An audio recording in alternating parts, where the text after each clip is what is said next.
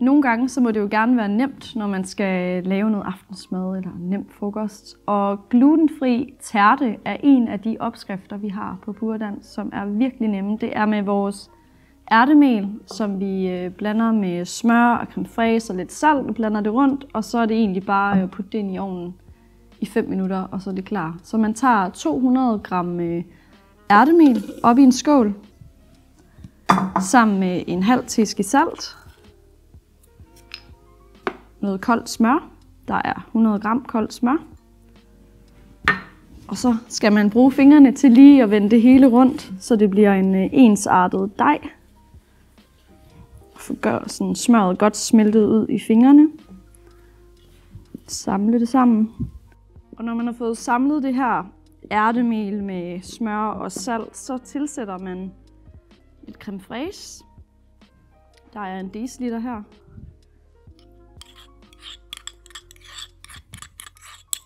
Som skal i. Og så tager man en ske og vender det hele fint rundt. Creme fraichen, den skal ligesom få dejen til at blive bundet godt sammen. Den må gerne være lidt klistret, så det er ikke sådan en tør tærtedej, man får ud af den her blanding.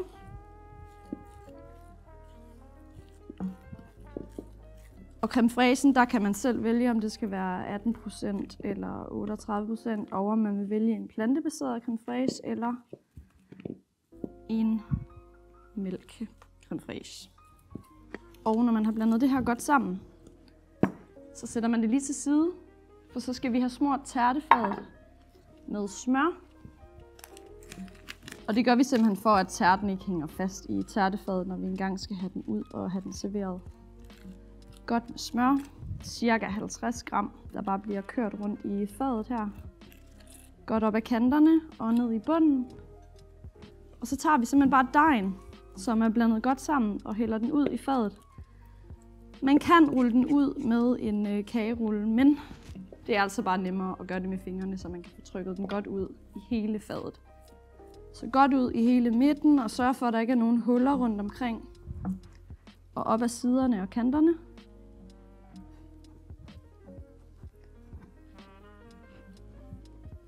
Og imens at du har lavet den her tærte, så har ovnen lige stået på 175 grader varm luft og varmet op. Så tærtedejen den er klar til lige at komme ind og få 5 minutter. Det er rigtig godt lige at forbage tærtefadet og tærtedejen, inden at du skal have fyldt alt dit fyld i. Og det gode ved den her tærte, det er, at du kan jo simpelthen fylde den med lige det, du har lyst til. Har du nogle rester i køleskabet fra grøntsagsrester, nogle kedelige grøntsager, der skal bruges, eller har du en opskrift på en yndlingstærte, så kan du også komme det i den her. Den er sådan set bare en klassisk tærtedej til en salt tærte. Så har vi en helt almindelig grunddej til en rigtig lækker tærte, som er glutenfri. Den skal have 5 minutter i ovnen ved 175 graders varm luft.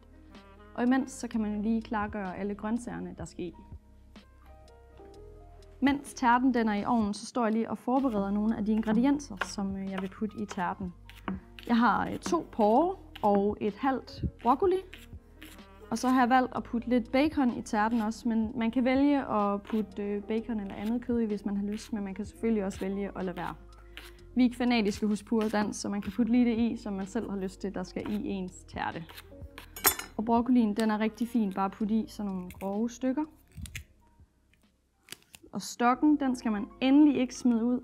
Den skal man bruge til at skære ud i mindre stykker. Den smager også helt fantastisk.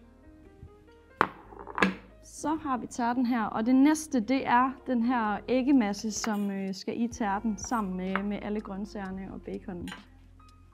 Det er 5 æg, vi blander sammen med 1 deciliter mælk og lidt salt. Og så kan man ellers også bare krydre det med de krydderurter, som man har lyst til. Det kan være lidt oregano og lidt chili.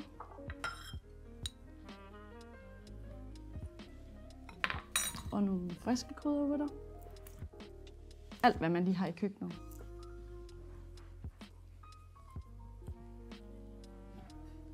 Og så selvfølgelig også lidt frisk kværnet peber.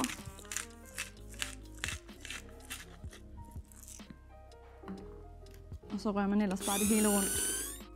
Og når æggemassen er klar, så tager du alt det grønne og alt det fyld, du gerne vil have i, og fordeler godt ud i tærten. Blander det godt rundt.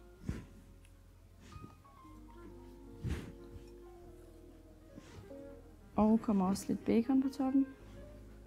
Rundt her. Og så til sidst, så fordeler man æggemassen ud i fadet.